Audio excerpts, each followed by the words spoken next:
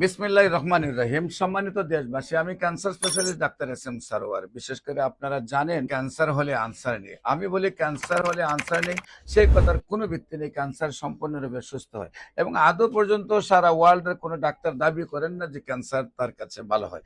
আমি বলে থাকি অলরেডি ক্যান্সার গবেষক ডাক্তার এস এম সারোয়ার ইউটিউবে, ফেসবুকে, গুগলে, টিকটকে সার্চ করলে 5,500-এর ঊর্ধ্বে ক্যান্সার রোগীর সাক্ষাৎকার পাবেন যারা সুন্দরভাবে সুস্থ হয়েছেন। বিশেষ করে হবিগঞ্জ সোনারঘাটের অ্যাডভোকেট তুহিন এবং ব্যারিস্টার সুমনের চাচি, সোনারঘাট বাগবাড়ি হান্নান মেসাবের ওয়াইফ, ওনার ক্যান্সার হয় প্রথম গ্যাস্ট্রোলজিতে, তারপরে ইউরোলজিতে, তারপরে কোলনে, তারপর খাদ্যনালীতে, সমস্ত শরীরে ক্যান্সারটা ছড়িয়ে পড়ে এবং তার কিডনি পয়েন্ট 30-তে চলে যায়। একদিকে মানে দুটা কিডনি ড্যামেজ, অন্যদিকে হলো সমস্ত শরীরে ক্যান্সার।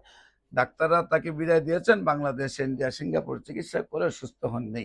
তারপরে আল্লাহর অশেষ রহমতে আমি চিকিৎসা করেছি। আল্লাহর অশেষ রহমতে সুন্দরভাবে আদৌ সুস্থ আছেন। আজ থেকে আরো 20 বছর আগের থেকে সুন্দরভাবে সুস্থ রয়েছেন। ক্যান্সার সম্পূর্ণরূপে সুস্থ হয়।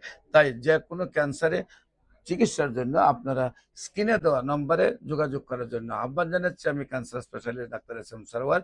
সবাইকে ধন্যবাদ। আসসালামু আলাইকুম ওয়া রাহমাতুল্লাহি ওয়া বারাকাতুহু।